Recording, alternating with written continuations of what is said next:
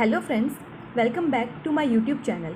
Guys, last video में जो हमने टॉपिक कवर किया था कैपिटल स्ट्रक्चर थ्योरीज़ का, आई होप कि वो आप लोगों को क्लियर होगा।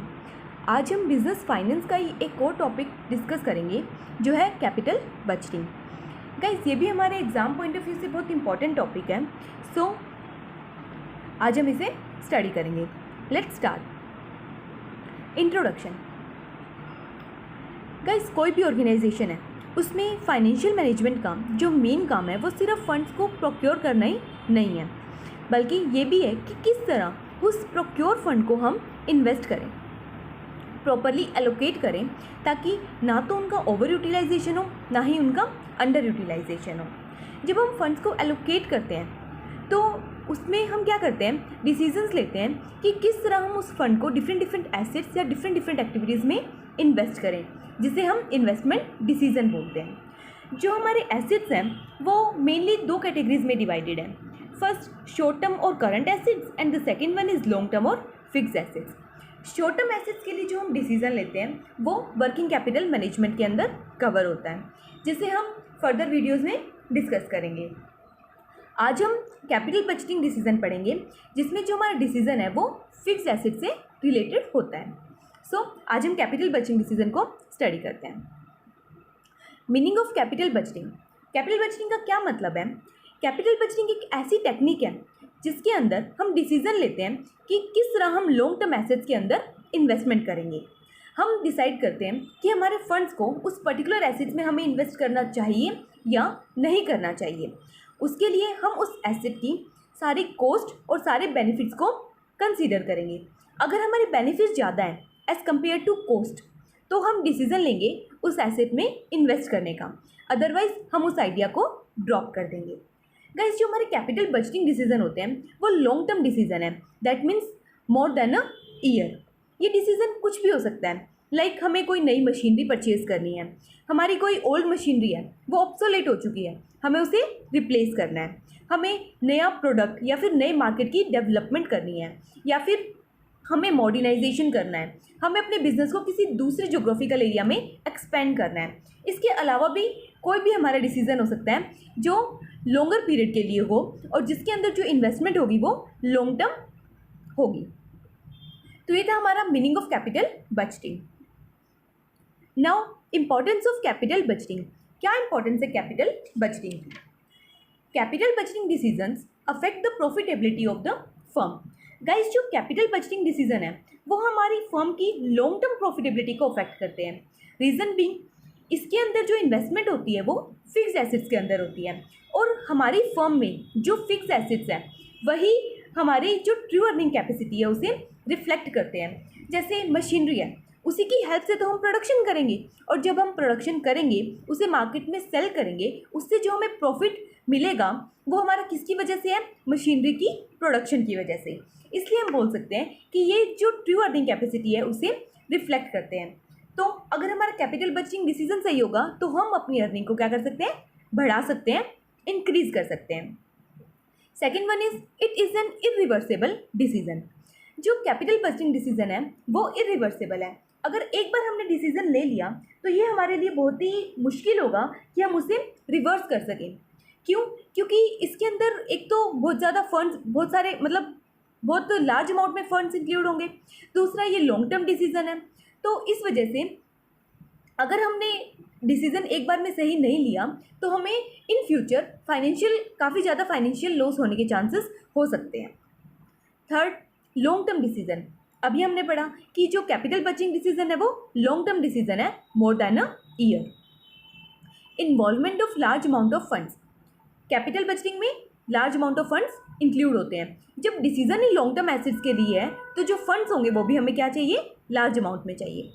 हाईली रिस्की होते हैं ये, and capital budgeting decisions are most difficult to make. Now, kinds of capital budgeting decision. Capital budgeting decision basically 3 type के होते हैं: accept reject decision, mutually competitive decision, and capital rationing decision. One by one हम इन्हें study करते हैं। सबसे पहले accept reject decision.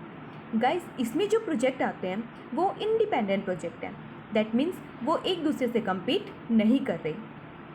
यहाँ जो प्रोजेक्ट एक्सेप्ट होगा फर्म उसमें इन्वेस्ट करेगी और जो प्रोजेक्ट रिजेक्ट होगा फर्म उसमें इन्वेस्ट नहीं करेगी। यहाँ जो फर्म है वो एक required rate of return set करती है कि जो अगर कोई भी प्रोजेक्ट उस रिक्वायर्ड रेट ऑफ रिटर्न से ज़्यादा यील्ड जनरेट करके देगा उसे हम एक्सेप्ट कर लेंगे और जो नहीं करके देगा उन्हें हम रिजेक्ट कर लेंगे। यहाँ हम एक ही बात लेके चलते हैं और वो क्या है, accept all the good ones and reject all the bad ones. Second, mutually competitive decision. जो म्यूचुअली कॉम्पिटिटिव डिसीजन है वो नाम से क्लियर है कि यहाँ जो प्रोजेक्ट्स होंगे वो एक दूसरे से कम्पीट करेंगे। दैट मीन्स एक प्रोजेक्ट अगर हमारा एक्सेप्ट होगा तो दूसरा ऑटोमेटिकली रिजेक्ट हो जाएगा। फॉर एग्जांपल, एक फर्म है, उसे मशीन परचेज करनी है, उसके पास 3 अल्टरनेटिव हैं, उन तीनों में से वो कोई भी चूज़ कर सकती है।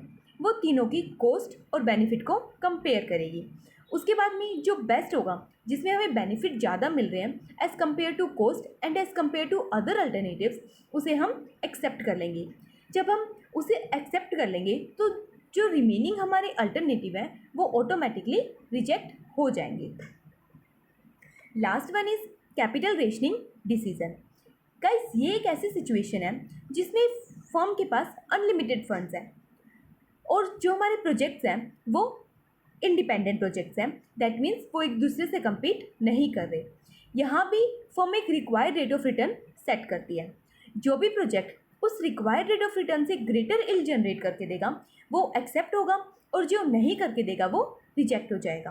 बट ये जो सिचुएशन है ये रियल लाइफ में पॉसिबल नहीं है कि किसी भी फर्म के पास अनलिमिटेड फंड्स हो। हर एक फर्म अपना एक फिक्स्ड बजट बना के चलती है। उस बजट में रहते हुए उसे क्या करनी होती है, इन्वेस्टमेंट से रिलेटेड डिसीजन लेना होता है। तो उसके लिए फर्म क्या करती है, एक अपने जितने भी प्रोजेक्ट्स हैं उनकी रैंकिंग करेगी डिसेंडिंग ऑर्डर में।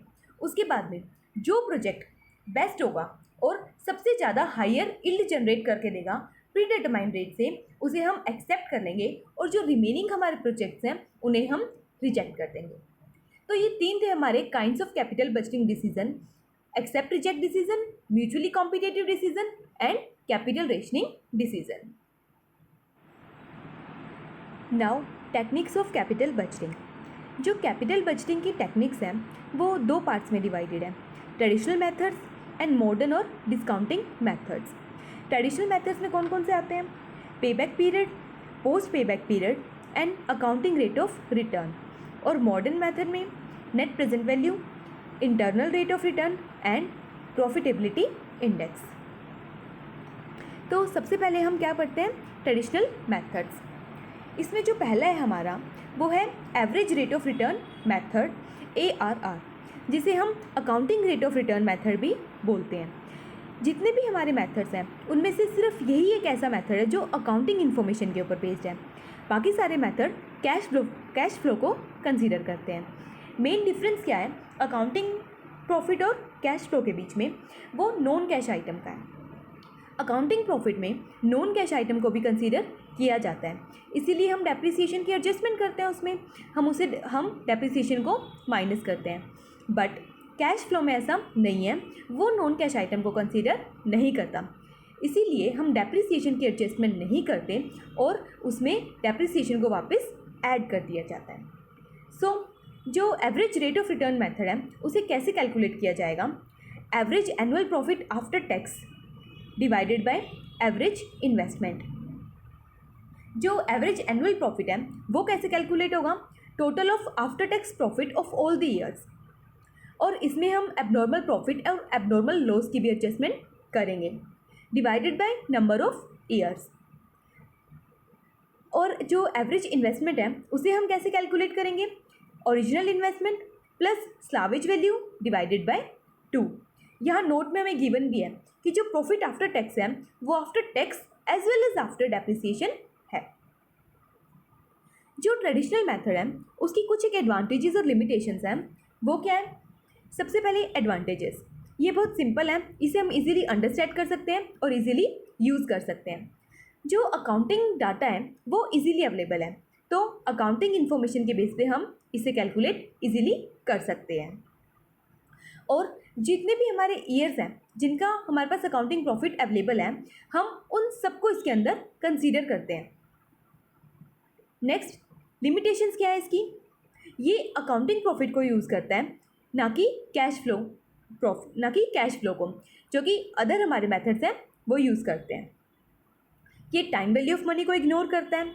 ये जो हम it does not consider the length of project life, जो प्रोजेक्ट की लाइफ है उसे भी ये कंसीडर नहीं करता।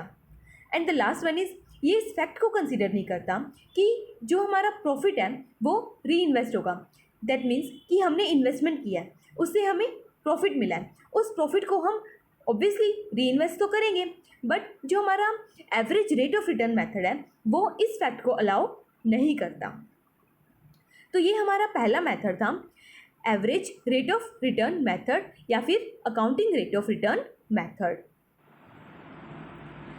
पेबैक मेथड, जो पेबैक मेथड है one of the most important traditional method में से एक है फॉर इवेल्युएटिंग इन्वेस्टमेंट प्रपोजल्स। इस मेथड के अकॉर्डिंग जो हम देखते हैं कि जो ओरिजिनल इन्वेस्टमेंट है वो हमें कितने सालों में रिकवर हो जाएगी। सो जो पेबैक पीरियड है उसे हम कैसे कैलकुलेट करते हैं? अगर हमारा जो एनुअल कैश इनफ्लो है वो कांस्टेंट है तो उस केस में हम कैसे कैलकुलेट करेंगे? कैश आउटले या फिर investment divided by annual cash inflow. But अगर जो प्रोजेक्ट से जनरेट होने वाला इनफ्लो अनइक्वल है हर साल, तो हम कैसे कैलकुलेट करेंगे? जो हर साल का इनफ्लो है उसे हम ऐड करेंगे। हम उसे तब तक ऐड करेंगे जब तक वो ओरिजिनल इन्वेस्टमेंट के इक्वल ना हो जाए। तो ये था हमारा पेबैक मेथड। इसकी कुछ एडवांटेजेस और लिमिटेशन है, वो क्या है?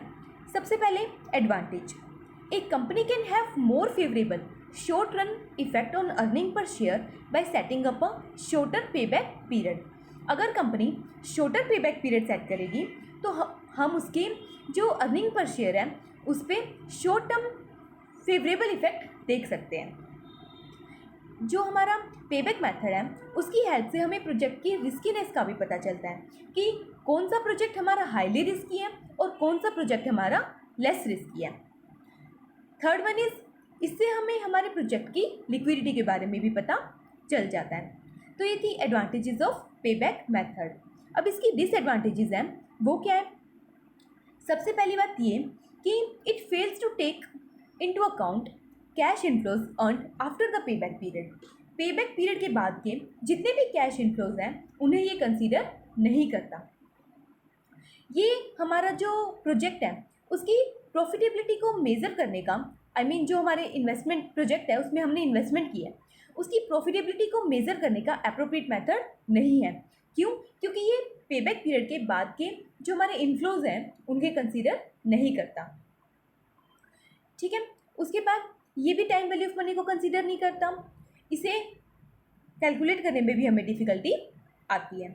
तो ये थी हमारी limitations of payback period. I hope कि ये क्लियर होगा आपको। एट लास्ट हम कुछ एक मेथड पढ़ेंगे जो पेबैक पीरियड मेथड की इम्प्रूवमेंट है। सो वन बाय वन हम इन्हें स्टडी करते हैं। सबसे पहले पोस्ट पेबैक प्रॉफिटेबिलिटी मेथड।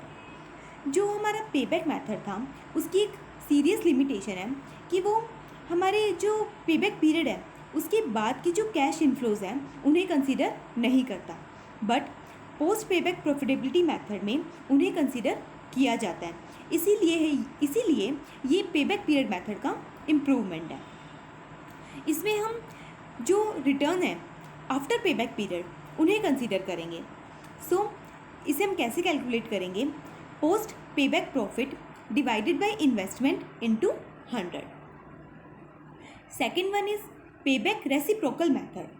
जो पेबैक रेसिप्रोकल मेथड है वो हमारा यूज़ होता है एस्टिमेट करने के लिए internal rate of return generated by a project.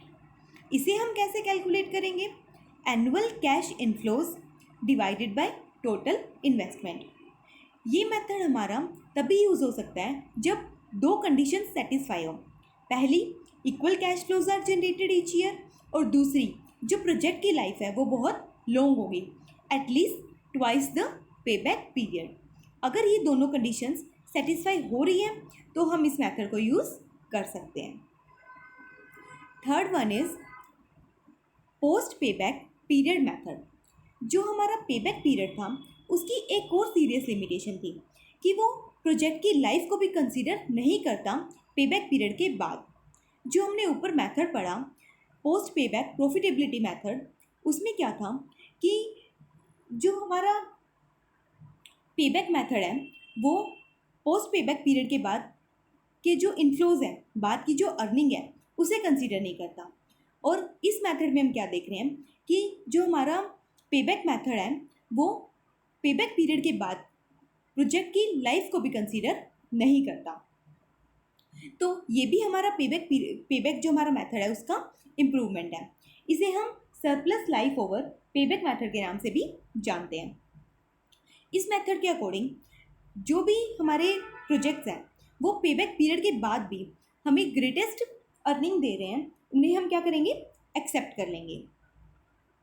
यहाँ एक इम्पॉर्टेंट बात है जो हमें ध्यान में रखनी है कि ये मेथड वहाँ सक्सेसफुली एम्प्लॉय होगा जहाँ डिफरेंट प्रोजेक्ट्स में ना तो साइज़ में ज़्यादा डिफरेंस है और ना ही एक्सपेक्टेड कैश फ्लोज में ज़्यादा डिफरेंस है थ्रू आउट देयर लाइफ। तो ये तीन हमारे मेथड थे, post payback profitability method, payback reciprocal method, post payback period method. एक और हमारा मेथड है जो कि पेबैक मेथड पीरियड मेथड की का ही इम्प्रूवमेंट है, वो है डिस्काउंटेड पेबैक मेथड। हमने एक और लिमिटेशन पढ़ी थी पेबैक मेथड की कि वो टाइम वैल्यू ऑफ मनी को कंसीडर नहीं करता। जो हमारा डिस्काउंटेड पेबैक मेथड है उसमें उस लिमिटेशन को ख़त्म किया गया है। इसमें हम क्या करते हैं, हमारा जो आउटफ्लो है, कैश आउटफ्लो है, उसे भी डिस्काउंट करेंगे एक प्री डिटरमाइंड एप्रोप्रिएट रेट से, और हमारे डिफरेंट ईयर्स के जो इनफ्लोज हैं उन्हें भी हम क्या करेंगे, डिस्काउंट करेंगे प्री डिटरमाइंड रेट से। उसके बाद हर एक साल का जो इनफ्लो है उन्हें हम ऐड करेंगे और तब तक ऐड करेंगे जब तक वो हमारे आउटफ्लो के इक्वल ना हो जाए। तो उसे हम क्या बोलते हैं, तो उससे जो हमारा पीरियड आएगा वो क्या होगा, डिस्काउंटेड पेबैक पीरियड। इस एग्जाम्पल से क्लियर हो जाएगा। जो कॉस्ट ऑफ प्रोजेक्ट है वो 6 लाख है, जो प्रोजेक्ट की लाइफ है वो 5 ईयर्स है, annual cash inflow 2 lakh and cut off rate या फिर जिसे हम डिस्काउंट रेट बोल सकते हैं वो है 10%। तो हमने जितने भी हमारे इनफ्लोज थे उन्हें 10% डिस्काउंट रेट की हेल्प से क्या कर लिया, डिस्काउंट कर लिया, उनकी प्रेजेंट वैल्यू को फाइंड आउट किया। उसके बाद हम क्या करेंगे, इनको ऐड करेंगे। हम इनको जब तक ऐड करेंगे जब तक कि वो हमारे जो ओरिजिनल हमारी आउटले है, कॉस्ट ऑफ प्रोजेक्ट है जो कि 6 लाख है, उसके इक्वल ना हो जाए। जैसे कि हमें इसमें देख रहे हैं कि 3 साल के बाद हमारा कितना कम्युलेटिव प्रेजेंट वैल्यू आया, 4,97,200। उसके बाद जो नेक्स्ट है वो 6,33,800 है, जो कि 6 लाख से ज़्यादा है। तो हम क्या करेंगे, 6 लाख में से 4,97,200 को माइनस करेंगे, तो रिमेनिंग क्या आया, 1,02,800। इसे हम डिवाइड करेंगे प्रेजेंट वैल्यू 4th ईयर का जो है उससे, 1,36,600। तो इन्हें जब हम कैलकुलेट करेंगे तो हमारे पास आएगा डिस्काउंटेड पेबैक पीरियड, जो किसके बीच में फॉल करेगा, between 3rd and 4th year.